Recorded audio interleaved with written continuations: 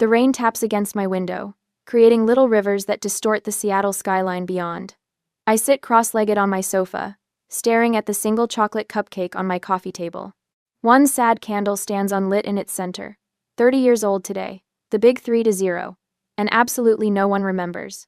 I check my phone for the 15th time in 10 minutes. No missed calls. No texts. Just the blank screen reflecting my face back at me. The clock on my wall clicks to 8 p.m. with a quiet finality. Something inside me deflates. It's official now. My milestone birthday has come and gone, without a single acknowledgement from the people who gave me life. I unlock my phone and open Instagram, knowing it's emotional self-sabotage. My thumb scrolls almost involuntarily until I find what I'm looking for. My sister Camille's latest post. There she is, radiant at her piano recital last night, her fingers poised over the keys. 78 likes already. My mother's comment appears first. Our brilliant star. Your father and I couldn't be prouder of your magnificent performance. Dad's comment follows. That's my girl. Mozart himself would be jealous. I feel the familiar tightness in my throat. 30 years of this same pattern, and it still stings like the first time. I close Instagram and flip to my camera roll, finding photos of the boutique hotel redesign I completed last month. The warm lighting, the seamless blend of modern luxury with historical elements. The project that earned me industry recognition and a substantial bonus. A tear splashes onto my screen, distorting the image of my greatest professional achievement. I wipe it away with my sleeve. No one's ever going to celebrate you, Emery, I whisper to myself, my voice sounding small in my empty apartment. Not the way they celebrate her. The memory surfaces unbidden me at 10 years old, waiting in our living room in a pink dress my grandmother had sent for my birthday. My hair carefully brushed. A smile plastered on my face. Hurry up, we can't be late for Camille's recital, Mom had called, rushing through the room without really seeing me. But what about my party? My small voice had barely registered. Dad had patted my head absently. We'll celebrate next weekend, kiddo. We never did. That was the first time I learned to fade into the background of my own life. To expect nothing and be grateful for less. To watch Camille shine while I stood in the shadows, clapping louder than anyone. I brush another tear away, annoyed with myself for this display. I'm 30, not 10. I should be over this by now. The cupcake sits untouched, its chocolate frosting slightly hardened from waiting too long. I reach for it, then stop. What exactly am I celebrating? Another year of invisibility? Another milestone spent alone while my family forgets I exist? No, not this time. I straighten my shoulders and open my laptop. My bank account balance appears on the screen. $97,342.16. The result of years of careful saving and the recent $68,000 bonus from the hotel project. Money that no one knows about because no one has asked. I stare at the numbers, my finger hovering over my phone. The thought that forms feels dangerous. Reckless even. And yet, for the first time in hours, my heart beats with something other than disappointment. I press the call button. Seattle Audi, this is Trevor speaking. How may I assist you? A cheerful voice answers. Hi, I say, my voice steadier than I expected. I was wondering if you have any Q5 seconds available? We certainly do. Several models, in fact. Were you thinking of coming in for a test drive? I look at the untouched cupcake, at the dark window streaming with rain, at the phone that hasn't rung all day. Actually, I'm thinking about buying one. Today. Today? Trevor sounds surprised. Well, we're open for another hour. I'd be happy to start the paperwork if you're serious. I am, I say, feeling a new determination rise within me. I'm very serious. I end the call and stand up, catching my reflection in the window. For a moment, I hardly recognize myself, the straight spine, the lifted chin, the gleam in my eyes that looks almost like defiance. If they won't celebrate me, I tell my reflection, I'll celebrate myself. I grab my keys and wallet, leaving the sad cupcake behind. The rain has stopped, and somewhere beyond the clouds, there might even be stars. For the first time in 30 years, I'm going to give myself the gift I deserve. Have you ever had to celebrate your own milestone because no one else remembered? Share in the comments below. 40 minutes later, the Audi dealership gleams under spotlights that make the showroom floor sparkle like wet pavement after rain. I push through the glass doors, my heart drumming a nervous rhythm against my ribs. A man in a crisp button-down approaches with the practiced smile of someone who knows how to size up a potential customer. Welcome to Seattle Audi. I'm Trevor. His handshake is firm, confident. What brings you in this evening? I called earlier about the Q5. My voice sounds steadier than I feel. I'd like to buy one. Today. Thanks for watching. Trevor blinks, surprise flickering across his face. Of course. Let me show you our selection. He leads me through a showroom of sleek vehicles that reflect the overhead lights in perfect curves. The midnight blue Q5 sits in the corner, almost watchful, as if it's been waiting for me. I run my fingers along its glossy surface, seeing my reflection distorted in the paint, a woman with purpose in her step. I can get the paperwork started if you'd like to test drive it first. Trevor offers. No need. I straighten my shoulders. This is the one. In the finance office, a woman with silver-streaked hair slides forms across a polished desk. When we reach the payment section, she looks up expectantly. How would you like to finance this purchase? I'll be putting down $60,000 cash. The words feel strange in my mouth. I'll finance the remainder. The finance manager's eyebrows rise slightly, a micro-expression of surprise that I've grown accustomed to spotting. People have always underestimated me. That's quite substantial. She taps her keyboard. May I ask how you're employed, Miss Blake? Interior architect. I recently completed a boutique hotel redesign. I don't elaborate on the industry recognition or the bonus. Let them wonder. My signature looks foreign on the final papers, my hand trembling slightly despite my resolve. The key fob feels heavy in my palm, solid, real, mine. Congratulations on your new Audi. Trevor walks me to my purchase, standing proudly beside it as if he had something to do with its creation. I catch my reflection again in the deep blue paint. The overhead lights create a halo effect around my figure. For a moment, I hardly recognize myself. There's something different about the set of my shoulders, the tilt of my chin. Back home, I park in front of my apartment building, unable to stop looking back at the car as I walk toward my door. It looks almost defiant under the streetlights. Inside, I pull out my phone and scroll to Instagram.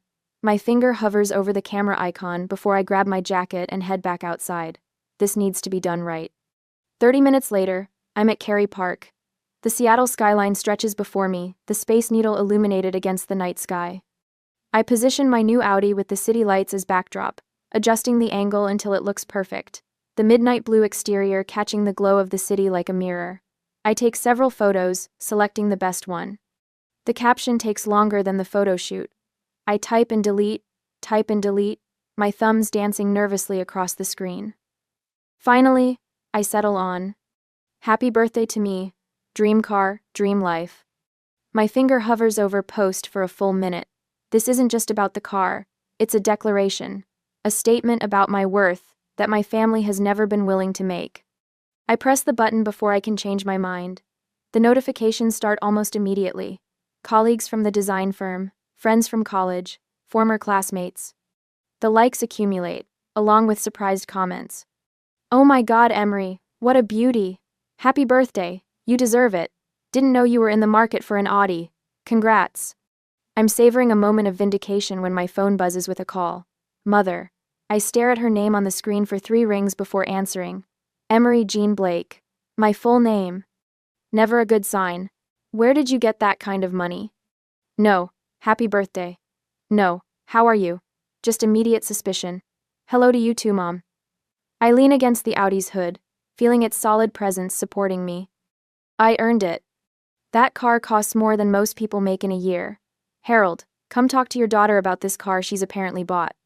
I hear rustling as the phone changes hands. Emery? Dad's voice carries the same tone he used when I was 16 and came home past curfew. Is this some kind of lease arrangement? Because financially this seems... It's mine, Dad, paid mostly in cash. The words taste sweet in my mouth, from my bonus on the Fairmont project. Excess. Silence stretches between us. I can almost hear him calculating, reassessing. Well, his voice has shifted, unsure of its footing. That seems impulsive. My phone beeps with a text notification. Camille. I pull the phone away to glance at the preview. Wow, didn't think you could afford something like that. Mom and Dad freaking out, lol. The family group chat explodes seconds later. Messages pile up about my sudden extravagance and unexpected purchase. Not one message acknowledges what day at Island. Mother's voice returns to the line. We need to discuss this as a family. Dinner. Tomorrow night, 6 o'clock sharp. Is this an invitation or a summons? I ask, surprising myself with my boldness. This is family, Emery. We're concerned. I glance at my watch. 9:43 p.m. My birthday nearly over, still unacknowledged. I'll be there, I say finally. But I'll be driving myself. After hanging up, I sit in my new car, hands resting on the premium leather steering wheel. The silence wraps around me like a blanket. Tomorrow will be a reckoning, but tonight is still mine. I start the engine and drive toward downtown. The streets are quieter now, most commuters long gone. I find a small bakery near Pike Place that stays open late. The bell tinkles as I push through the door.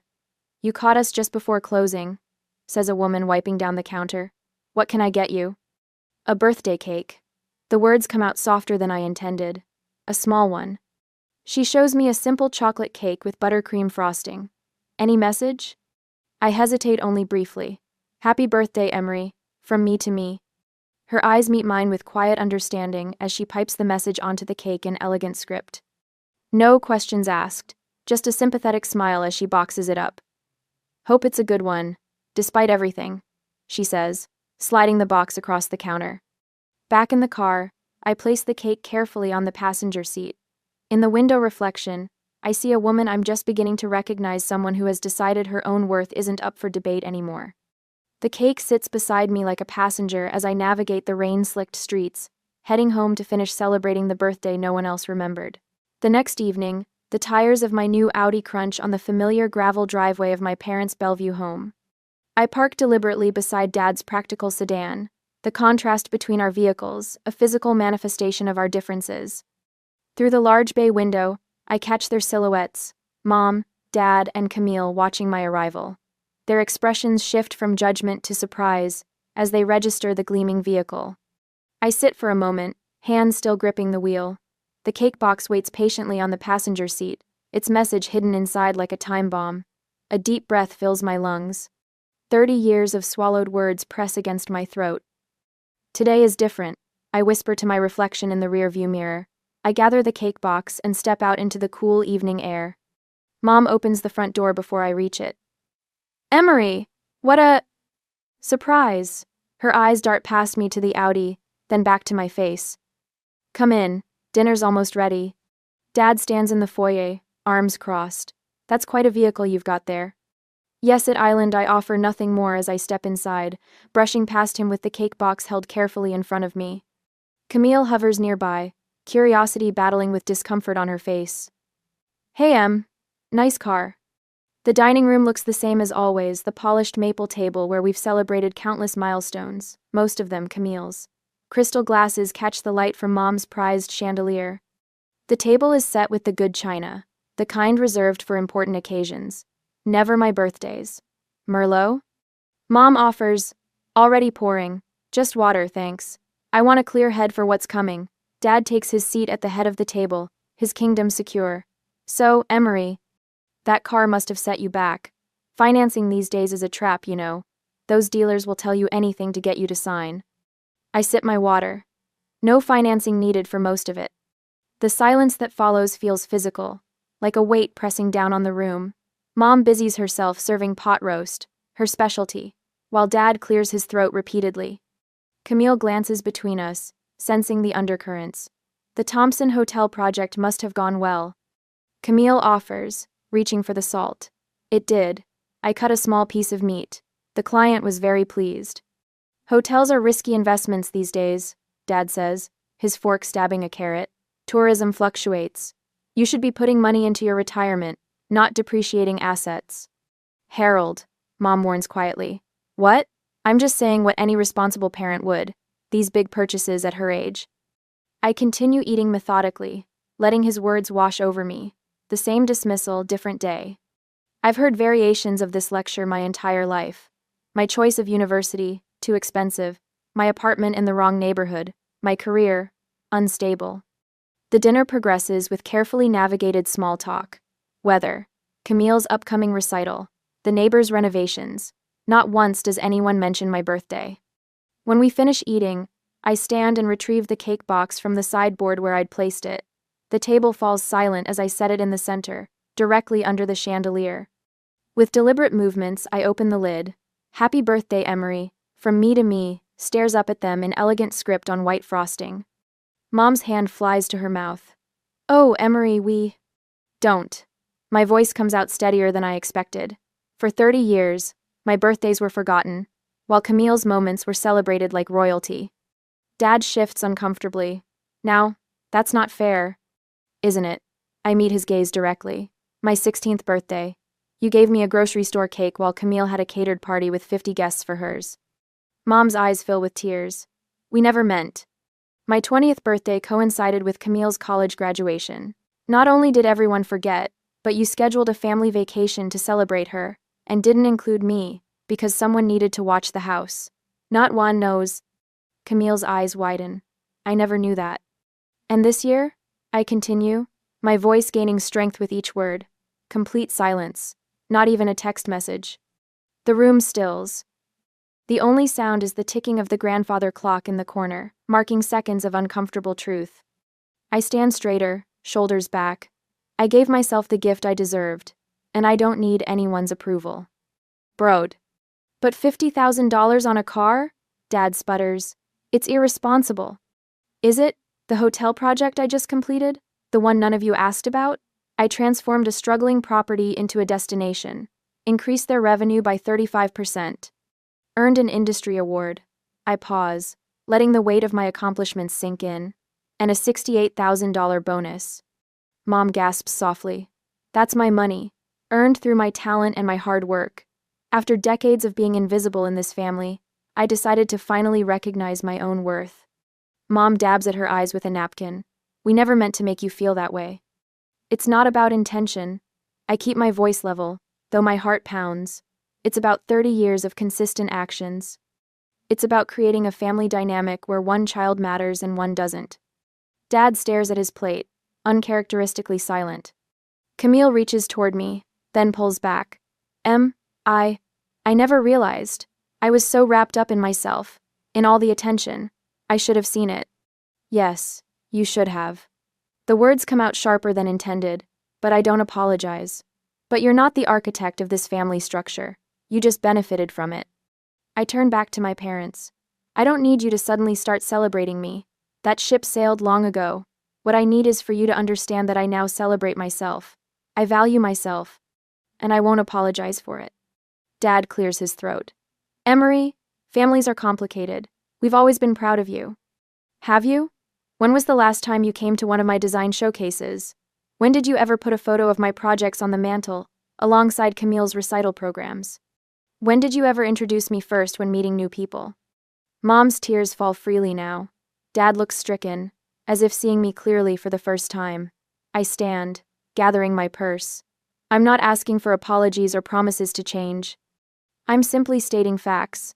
The dynamic in this family has been unbalanced for 30 years, and I've finally stopped accepting it as normal. I close the cake box, leaving it in the center of the table. The cake is chocolate, Dad's favorite. My smile feels foreign on my face. Consider it my birthday gift to all of you. Raindrops scatter across my windshield like tiny diamonds, each one catching the glow of Seattle's city lights. I guide my Audi through the quiet streets, fingers gripping the leather steering wheel. With each mile between me and my parents' Bellevue home, the tightness in my chest loosens. The confrontation replays in my mind, their faces when I opened that cake box. The silence that followed my words. For 30 years, my birthdays were forgotten while Camille's moments were celebrated like royalty. My voice hadn't trembled. Not once. I passed the Space Needle, illuminated against the night sky. From certain angles in the city, it looks like a UFO, hovering above downtown, ready for takeoff. Tonight, it feels like a beacon, a reminder that sometimes you have to reach impossible heights to be seen. When I reach my apartment building, I sit in the car for several minutes, watching raindrops race down the windshield. The leather seats still smell new. The dashboard lights glow soft blue in the darkness. This car isn't just transportation. It's proof that I can give myself what no one else would. Inside my apartment, everything looks different somehow. The same furniture, the same art on the walls, but the space feels charged with new energy, as if the woman who left this morning isn't the same one who returned. My phone buzzes. Then again. And again. I pour a glass of wine before checking the messages. 3 from Mom, 1 from Dad, 1 from Camille. Mom's first. We never meant to hurt you like that. You have to understand. Second. Your father and I love both our girls equally. We always have. Third. Please call me back. We need to talk about this as a family. Dad's is brief and awkward. Family unity matters more than any misunderstanding. Let's not let this create a divide. Misunderstanding. As if 30 years of pattern was just a simple mix-up. I take another sip of wine and open Camille's message. Can we meet tomorrow? Just us. Coffee at Elm Street near Pike Place at 10? I stare at my sister's text for a long time. Of all the reactions I expected, Camille wanting to meet alone wasn't one of them. My thumb hovers over the screen. Finally, I type, I'll be there. To my parents, I send nothing. Morning brings a thin layer of fog hovering over Elliott Bay. I arrive at the coffee shop 10 minutes early, choosing a table by the window where I can watch for Camille. She walks in 5 minutes late, her concert pianist posture unmistakable even in casual clothes. Our eyes meet. Something in her expression makes my heart catch vulnerability I've rarely seen from my perfect sister. I got you a latte, I say as she sits down. Thanks. She wraps her hands around the mug but doesn't drink. Her voice breaks. Tears spring to her eyes. I sit perfectly still, shocked. In 30 years, I've seen Camille cry exactly twice. When she broke her wrist at 14 and feared she'd never play piano again, and when she got accepted to Juilliard. I never saw it until now. She whispers, blinking rapidly. I was so wrapped up in my own life. The confession hangs between us. The first honest words we've exchanged as adults. Did you really never notice? I ask, my voice softer than I intend. All those years? Camille looks down at her untouched coffee. I think I assumed you were fine with it. You were always there at my recitals, cheering louder than anyone. She looks up, fresh tears spilling. But no one ever came to your architecture exhibits, not even me. The admission stings, though it's nothing I didn't know. I never once stood up for you. Her voice steadies with determination. Not when Mom and Dad forgot your high school graduation party. Not when they rescheduled your college graduation dinner because of my summer concert series. She reaches for my hand across the table. I was blind to my own privilege in our family. I let her hold my hand but say nothing. What is there to say to a lifetime of being unseen? I'm so sorry, Emery. 4 simple words. Somehow they matter more coming from her than they would from our parents. Later that week, my phone rings with Mom's number. I almost let it go to voicemail, but something makes me answer. Emery, she says, her voice cautious. I was looking at your company website, the hotel redesign you did last year. It's beautiful. The compliment feels foreign coming from her. Dad calls the next day. That car, he says gruffly. It suits you. From him, it's practically a declaration of love. Camille texts more often now. She asks about my work, shares less about her own. In family group texts, she makes a point of including me in conversations, correcting our parents when they fall into old patterns of forgetting to ask about my life. I watch these small changes with caution. 30 years of habit don't transform overnight, but something has shifted, like the first crack in a dam that has held back waters too long. In the quiet of my apartment, I run my fingers along the Audi key fob sitting on my coffee table, the talisman that broke the spell. I wonder if family relationships can truly change after decades of established patterns, or if we're just playing new roles in the same old script. The rain starts again, tapping against my windows. But tonight, it doesn't sound melancholy. It sounds like applause. A week later, the rain taps a gentle rhythm against my windshield as I drive across Lake Washington toward Bellevue. The car still smells new, a subtle leather scent that reminds me of transformation every time I slide behind the wheel. My phone buzzes with another text from Mom. The third one today. We're so looking forward to seeing you, sweetheart. Drive safely. I tap my fingers against the steering wheel, still getting used to this new version of Margot Blake, the one who remembers to text, who asks about my work, who seems genuinely interested in my existence. The invitation had appeared 3 days ago.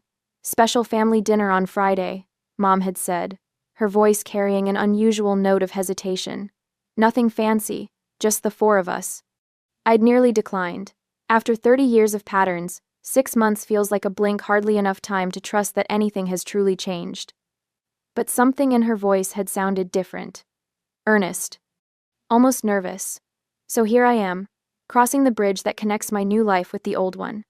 My redesigned apartment with its bold colors and statement furniture grows smaller in the rearview mirror. Ahead lies the familiar tree-lined street of my childhood, where I learned to disappear. I turn onto my parents' block and spot something unexpected: balloons tied to the mailbox. Blue and silver balloons dancing in the breeze. A knot forms in my throat. I park behind Dad's truck and sit for a moment, gathering myself. Through the windshield, I watch Mom peek through the living room curtains. She waves, a tentative smile on her face. The front door opens before I reach it. "Emery," Mom says, stepping forward to embrace me. Her hug lasts longer than usual, her perfume familiar yet somehow different against this new dynamic between us. "You look wonderful." "Thanks," I say, following her inside. The house smells of roasting chicken and something sweet, cinnamon maybe. "What's the occasion?" Mom's eyes dart toward the dining room. "Why don't you go see for yourself?" I round the corner and stop cold. The dining room table, normally set with simple white plates for family dinners, gleams with the good china and crystal glasses. A vase of fresh flowers sits center stage beside a large white box from Macrina Bakery. Blue and silver streamers hang from the chandelier. "Surprise," Dad says, rising awkwardly from his chair. "Better late than never, I suppose." Camille steps forward from behind him, her hands clutching a wrapped package. "Happy belated birthday, Em." I remain frozen in the doorway, unable to process the scene before me. Dad gestures toward the cake box. "Go ahead," he says, voice gruff with something that might be embarrassment. "Open it." With numb fingers, I lift the lid. Inside sits a chocolate cake with buttercream frosting, written across the top in elegant blue script. "Happy belated 30th birthday, Emery." "I know we can't undo the past," Dad continues, eyes fixed somewhere over my shoulder. "But your mother and I have been doing some thinking. About how we've—" He pauses, searching for words. "Not been as attentive as we should have been." The understatement hangs in the air between us. 30 years of forgotten birthdays, overlooked achievements, and invisible accomplishments, reduced to not being attentive. Camille steps forward, pressing her gift into my hands. "Open mine first." Inside the wrapping paper, I find a sleek black frame. Behind the glass is a professional photograph of the hotel lobby. I redesigned the project that earned me that bonus, that gave me the courage to buy my car, that changed everything. Beside the photo is the review from Seattle Architecture Monthly, praising the bold vision and flawless execution. "I had it printed and framed," Camille says, watching my face. "I thought maybe you could hang it in your office." "Thank you," I whisper, genuinely touched by her thoughtfulness. This island, perfect. We sit down to dinner, the conversation stilted but sincere. Mom serves my favorite chicken marsala, something she's made countless times for Camille but rarely for me. Dad asks about my current projects with awkward interest. Camille fills silences with stories from her music studio. "We wanted to make up for missing your birthday," Mom says as she serves the cake. The words catch me off guard, not an acknowledgement of decades of pattern, just a single missed occasion. Dad nods, cutting into his slice. "Your mother feels terrible about it." I set my fork down. "It wasn't just my 30th birthday, Dad." The table goes quiet. Dad looks uncomfortable, eyes darting to Mom for rescue. "I know," Mom says finally. "We've missed a lot. Made you feel less important." "Second place," I say quietly. "Or no place at all." The cake sits half-eaten on our plates as I continue. "I appreciate tonight. I really do. But I need you to understand something. I'm not looking for makeup celebrations or guilt-driven attention. I look each of them in the eye, Dad, who still can't quite understand my career. Mom, who's trying but still misses the point. Camille, who seems truly sorry for her unwitting role in my invisibility. What I want is respect. Recognition that I exist, that my achievements matter, that my presence in this family counts for something." Dad shifts in his chair. "Of course you count, Emery. You've always counted." "Have I?" I ask. "When was the last time you came to one of my design exhibitions? Or asked about my career without me bringing it up first? When did you ever put one of my events ahead of Camille's?" Silence falls again, heavier this time. Things will be different now, Mom promises, reaching for my hand. I let her take it, but my voice remains steady. They already are different, because I'm different. I decide my worth now, not anyone else. The words hang in the air, not angry, just matter of fact. For the first time in my life, I feel the power shifting in this room.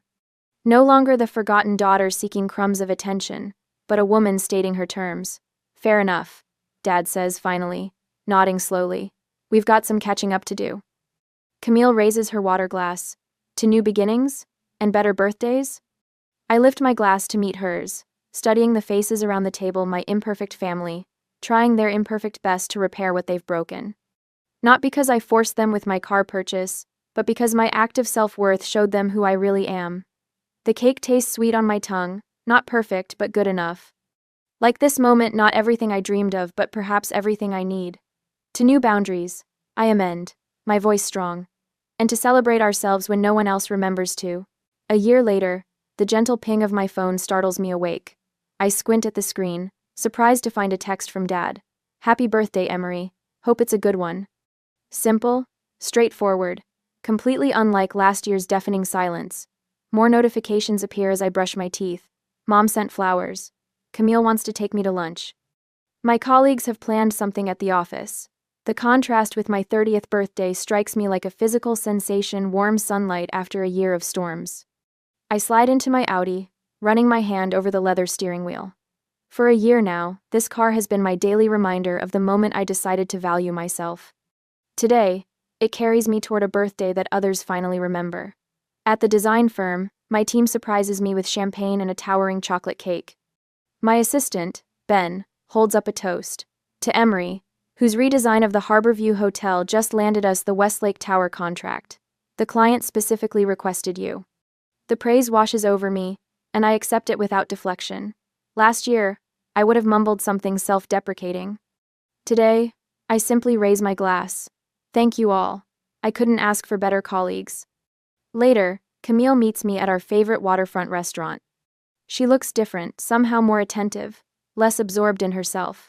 I reserved the table with the best view, she says, leading me to a window seat overlooking Elliott Bay. She hands me a small wrapped box. It's not much, but inside rests a silver compass pendant. For the woman who found her own direction.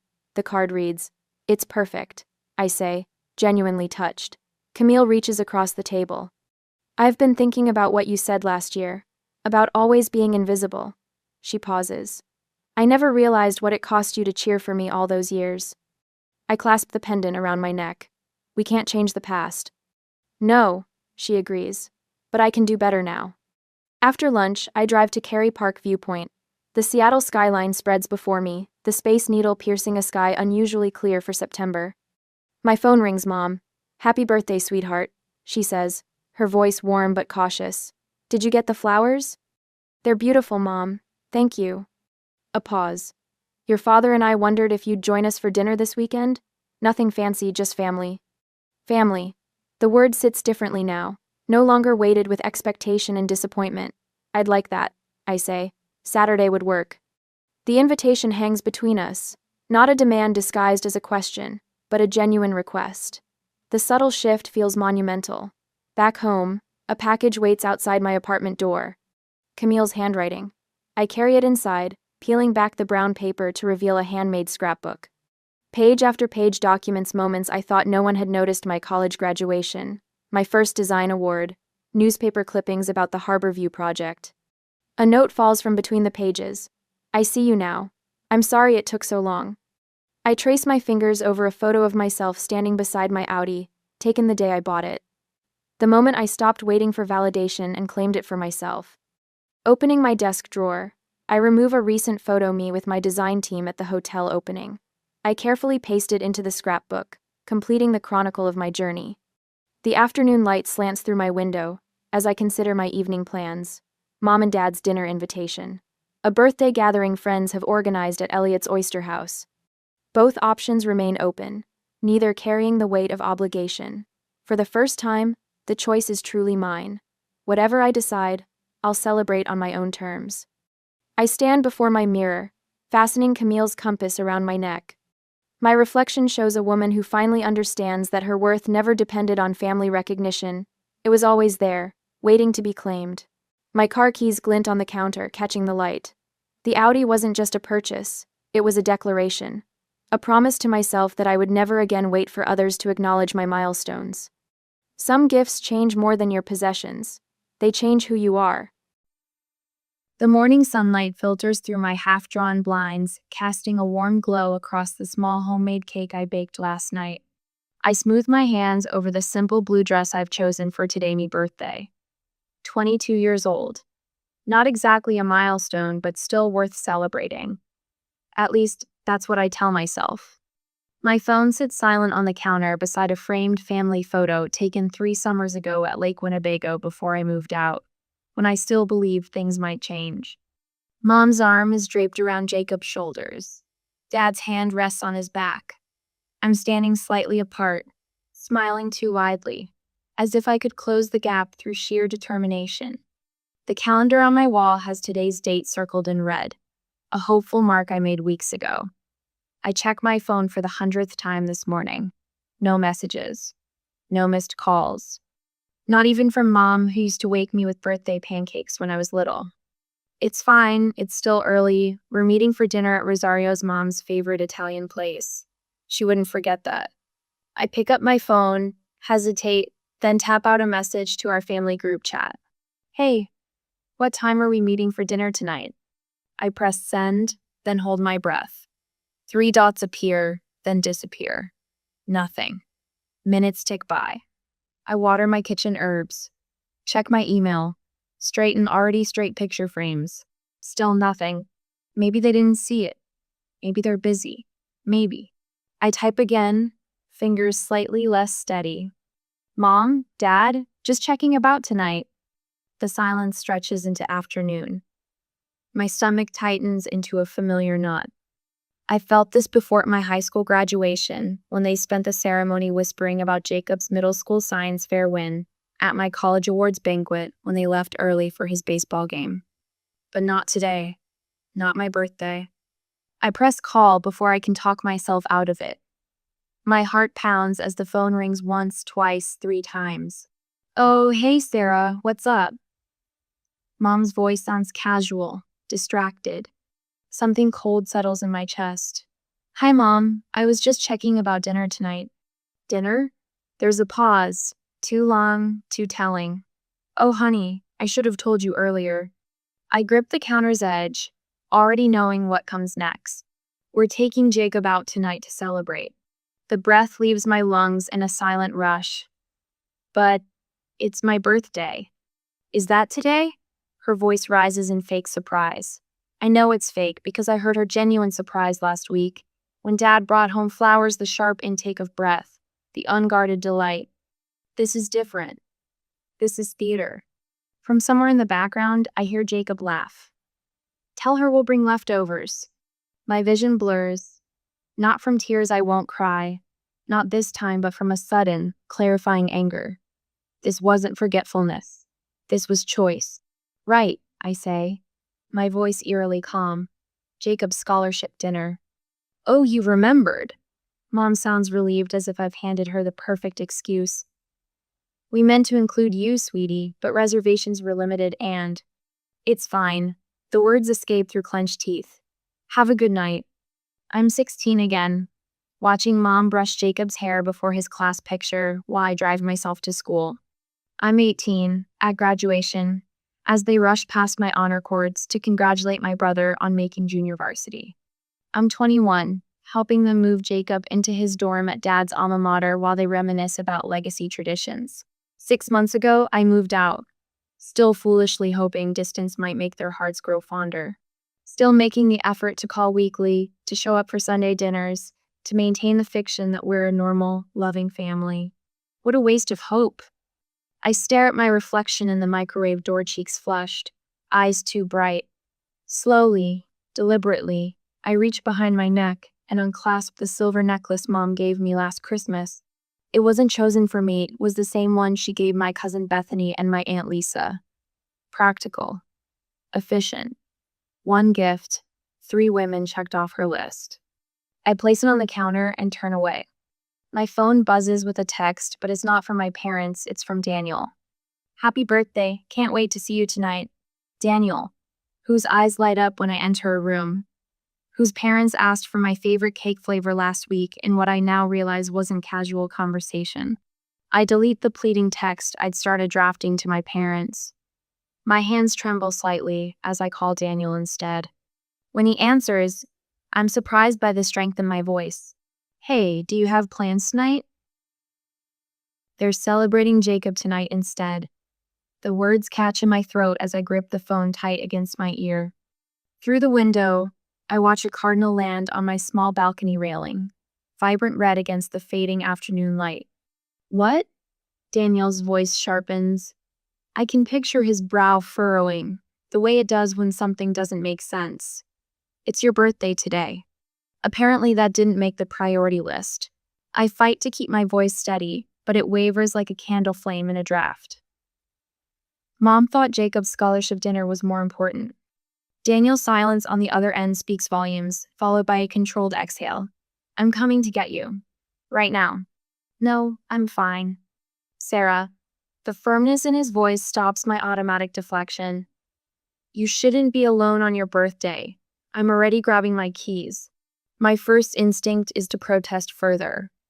I don't want pity. I've spent years carefully crafting the appearance that everything is fine, that my family's neglect doesn't cut bone deep. But something inside me, something that's been building for 22 years, finally cracks. Okay, I whisper.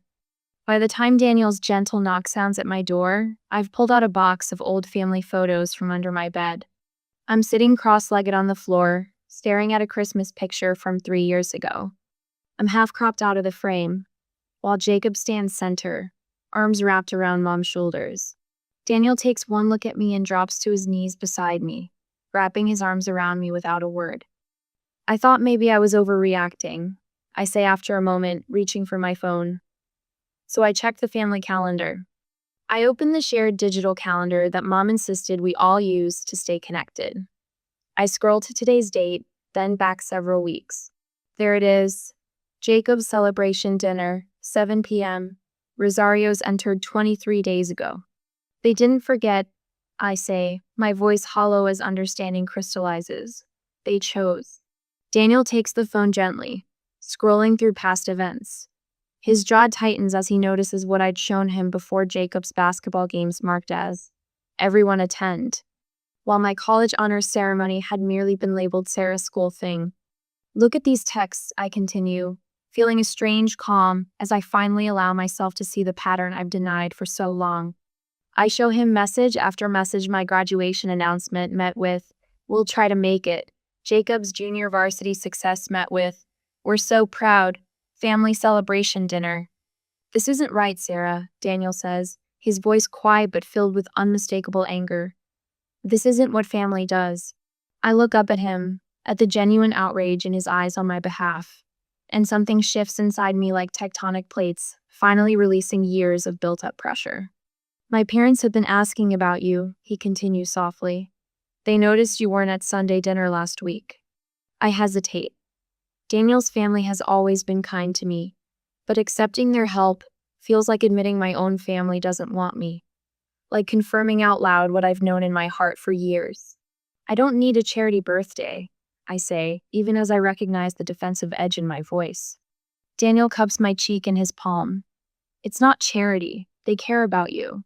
They've been asking when they could meet you for dinner anyway. The contrast is stark. Daniel's parents noticing my absence from one meal, while my own parents planned a celebration without me on my birthday. Slowly, I reach behind my neck and unclasp my mother's necklace again, setting it deliberately on the coffee table. Let me get changed, I say. 20 minutes later, we pull into Daniel's parents' driveway. I've replaced my birthday dress with jeans and a soft blue sweater, not special occasion attire, but comfortable. Armor of a different kind. Before we reach the door, it swings open, revealing Daniel's mother, Martha, her face lighting up when she sees me. Happy birthday, sweetheart. We've been planning something special. She envelops me in a hug that smells of vanilla and fresh flowers. It's immediate, genuine, And without hesitation, nothing like the stiff, obligatory hugs my mother offers at major holidays. Behind her, Daniel's father, Robert, appears holding a small, beautifully wrapped package. 22, right? We wanted to get you something meaningful. The gift is a beautiful leather-bound journal, my initials embossed in the corner. Not identical to every other gift they've given, but chosen specifically for me. Thank you, I manage, my throat tight. This is perfect. My phone remains stubbornly silent in my pocket as Daniel's parents usher us toward their car. They've made dinner reservations at Bellini's, an upscale Italian restaurant I've mentioned wanting to try. The restaurant is warm and inviting, white tablecloths and soft lighting, fancy without being intimidating. Robert orders champagne as soon as we're seated, insisting on a proper toast. To Sarah, he says, raising his glass. Not just to your birthday, but to your future. We're excited to see where your talents take you. Martha adds, and to finally getting to know the young woman Daniel talks about so glowingly. They ask about my new job, my apartment, my dreams for the future, genuine questions followed by attentive listening. No one interrupts to mention Jacob's accomplishments. No one checks their watch or glances at their phone. As the waiter brings dessert, a slice of tiramisu with a single candle, I feel words forming that I've never allowed myself to speak aloud. I think I've been looking for family in the wrong place. Daniel's mom insists on one more photo. Just the two of you by the fireplace. She waves us into position, then steps back to frame the shot. Perfect. I smooth my blue dress, the same one I'd worn this morning, when I still believed my family might remember me, and lean into Daniel's side. His arm settles around my waist, solid and present.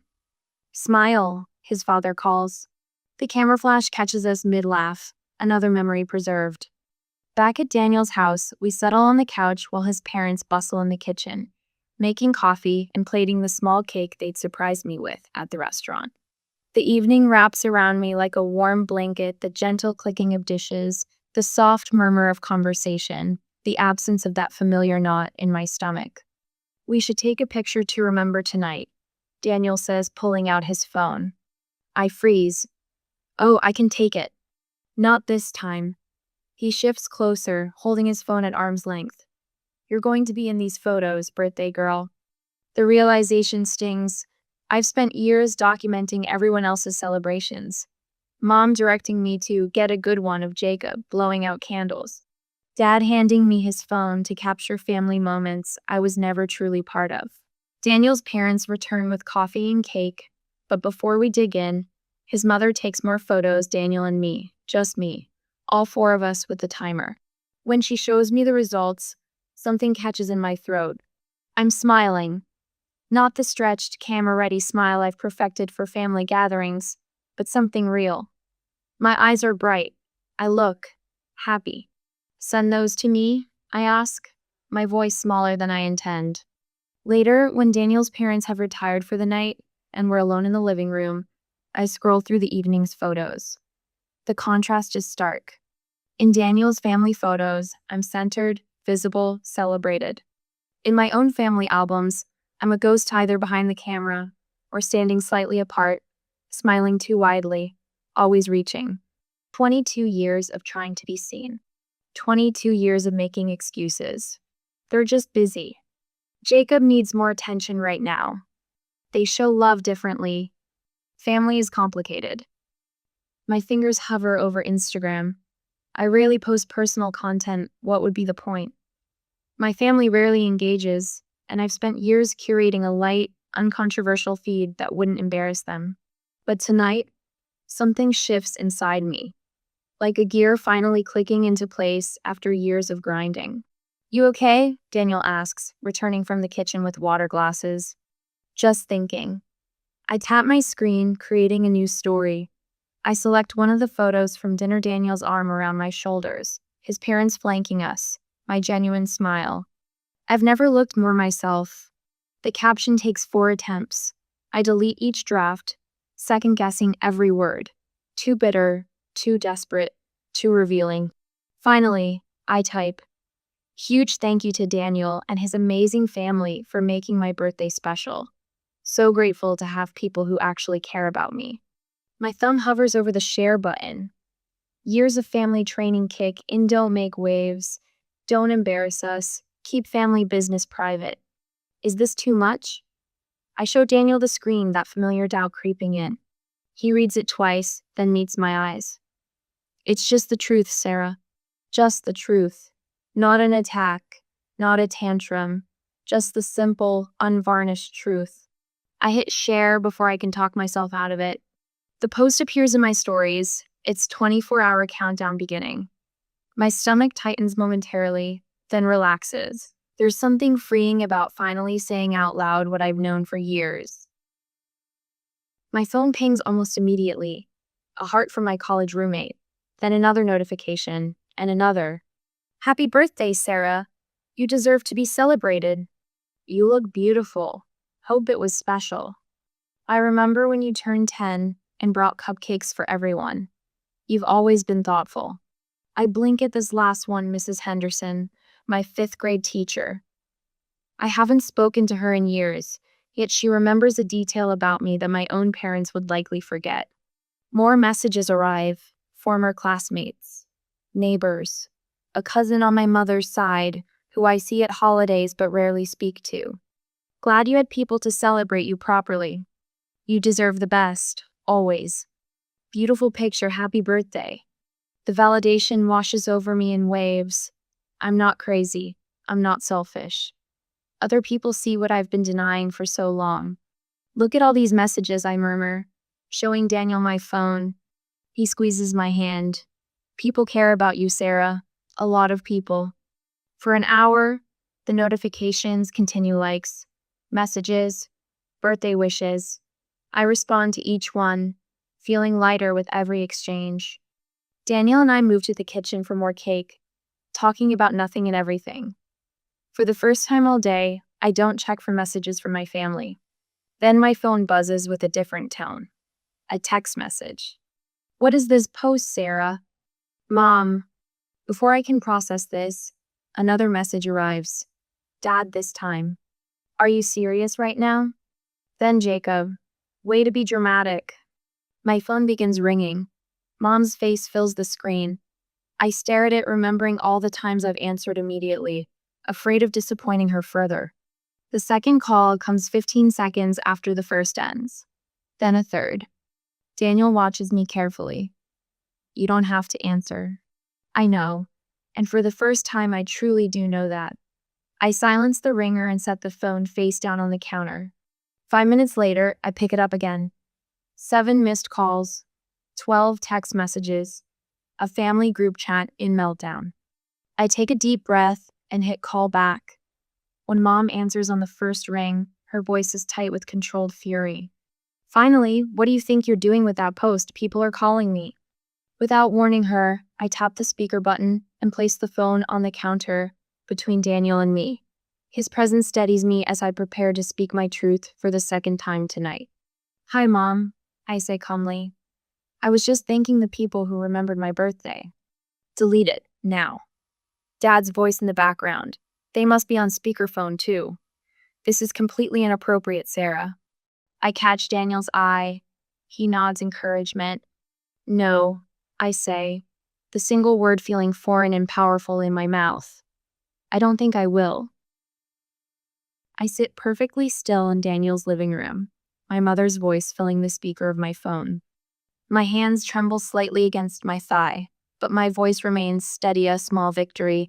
I cling to like a life raft in choppy waters. What the hell are you doing, Sarah? People are seeing this. Mom's voice is pitched higher than normal, that special tone reserved for public embarrassments and social faux pas. Daniel sits beside me, close enough for support, but giving me space to fight my own battle. His parents have tactfully retreated to the kitchen, though I can see them through the doorway near enough to step in if needed, far enough to offer privacy. I chose this battlefield deliberately surrounded by witnesses who care about me, not isolated where I could be more easily manipulated. What am I doing? I repeat, surprised by the calm in my voice. I'm thanking the people who actually showed up for my birthday. Take that post down. Now. Dad's voice cuts in, his barely controlled anger vibrating through the speaker. He must have grabbed the phone from Mom. You have no idea how this could affect your future, Sarah. My phone buzzes with incoming texts. Jacob. Mom and Dad are furious. What were you thinking? Another one follows immediately. You're making this way bigger than it needs to be. What strikes me most is what they're not saying. Not one of them has said, I'm sorry we forgot your birthday. Not one mention of how I might feel. Their concern centers entirely on appearance show. This makes them look to friends and extended family.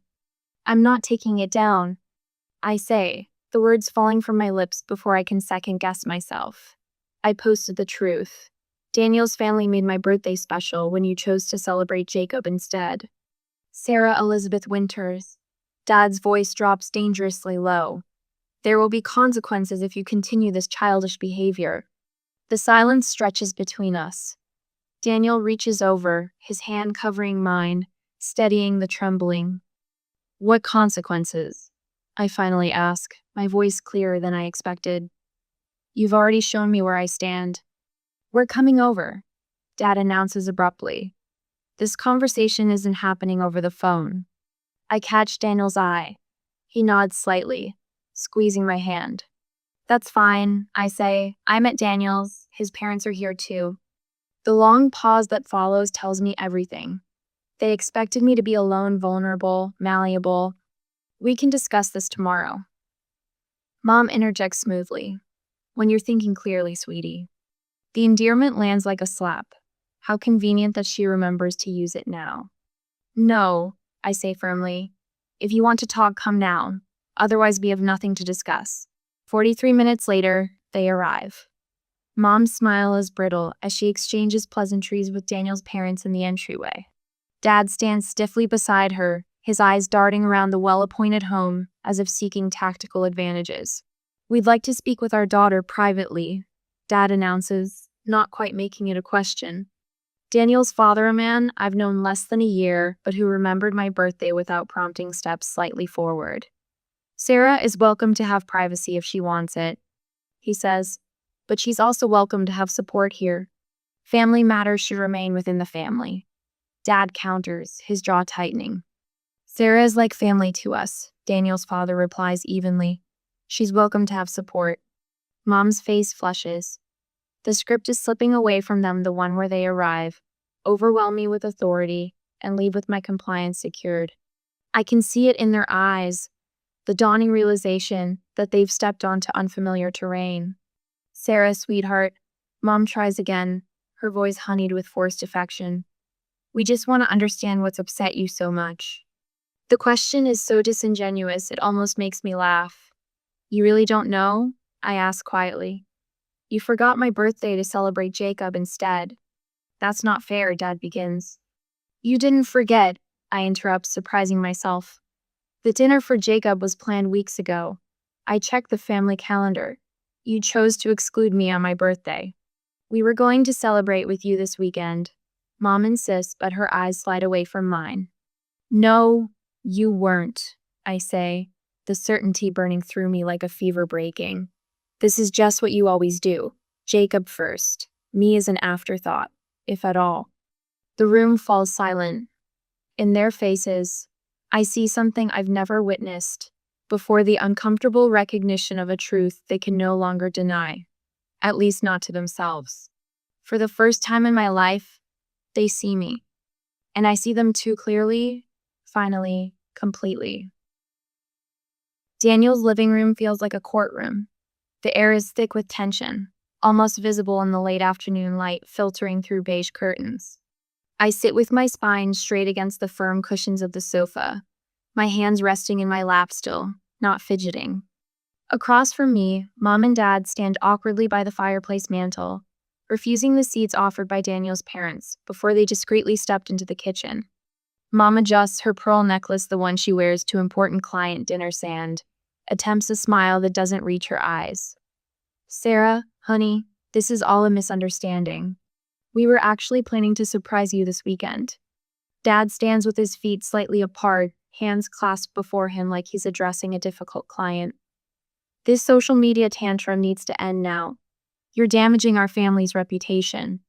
My phone buzzes again on the coffee table between us. Jacob's texts are still coming through. I deliberately pick up the phone, turning the screen so they can all see his latest message. Tell Mom and Dad I'm heading to Ryan's place. Don't wait up. Some celebration, I say, my voice steadier than I expected. Mom's eyes immediately well with tears.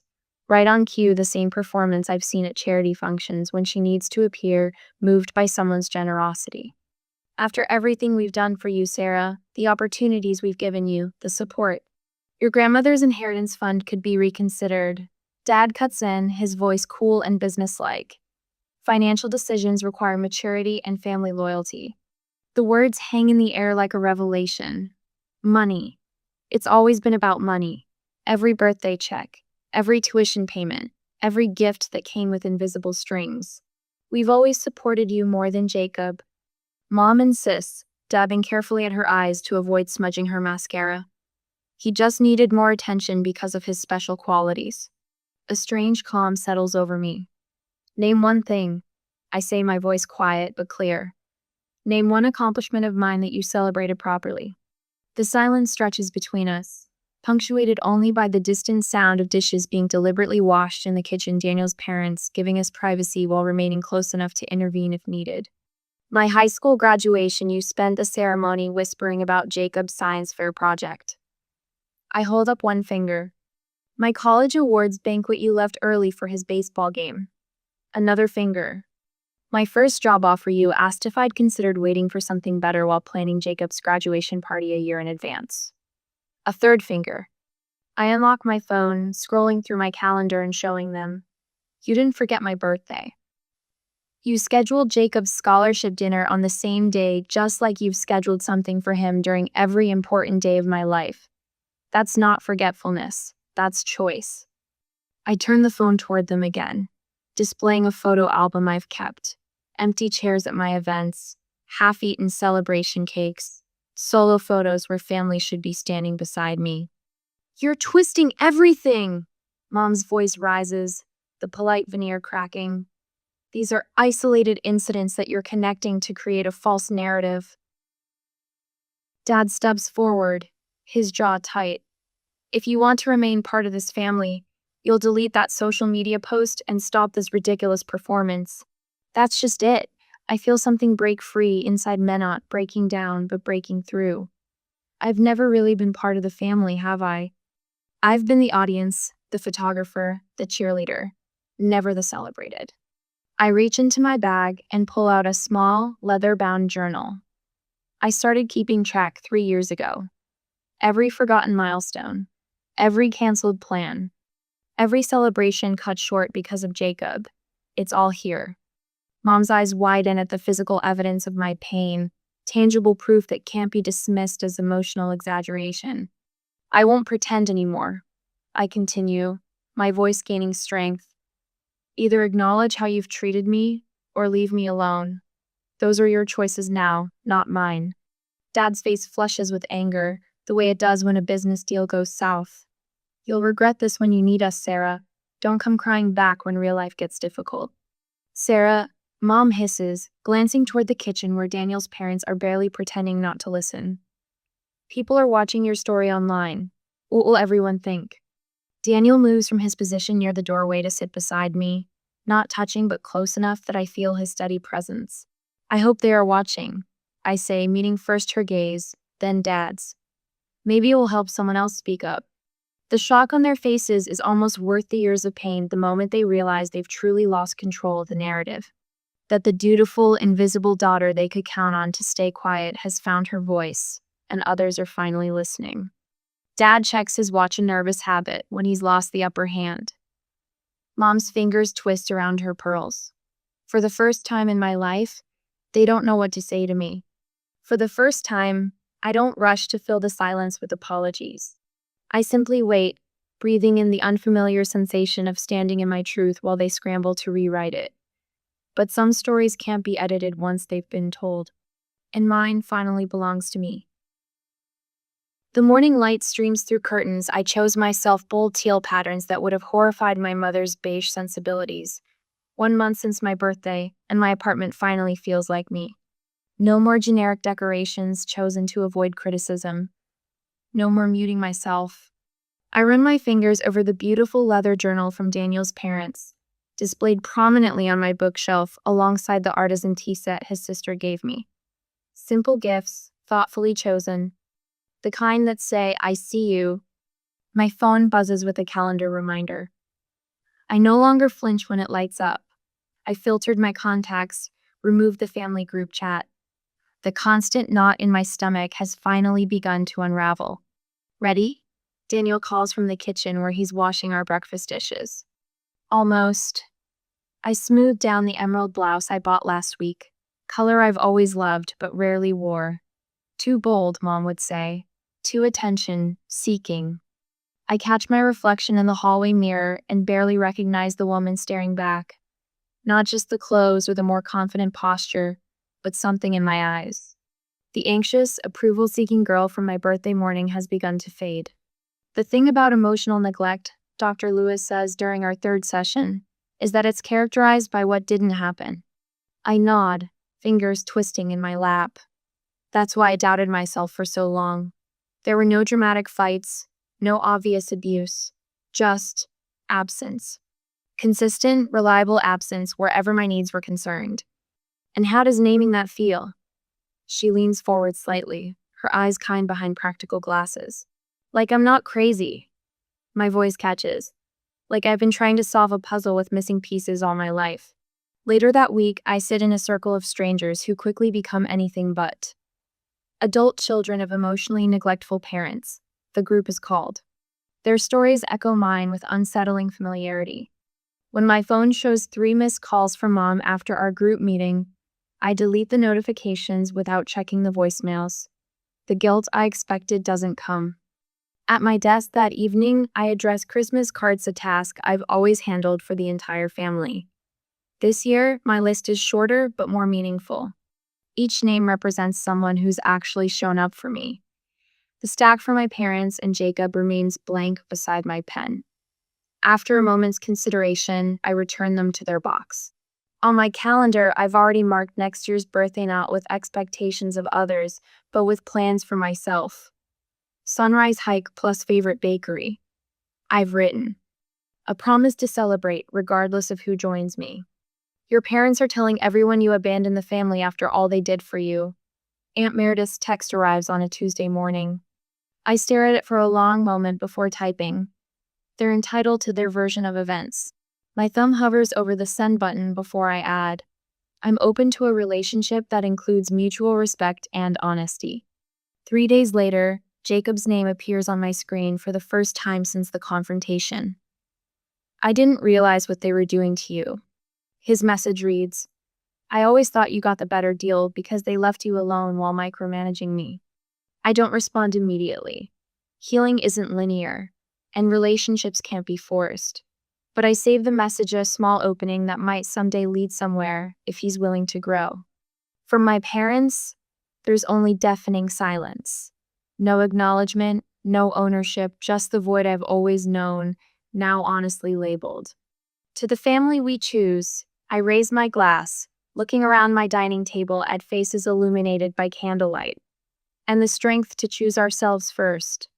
Daniel's mother reaches over to squeeze my hand. His father beams from across the table.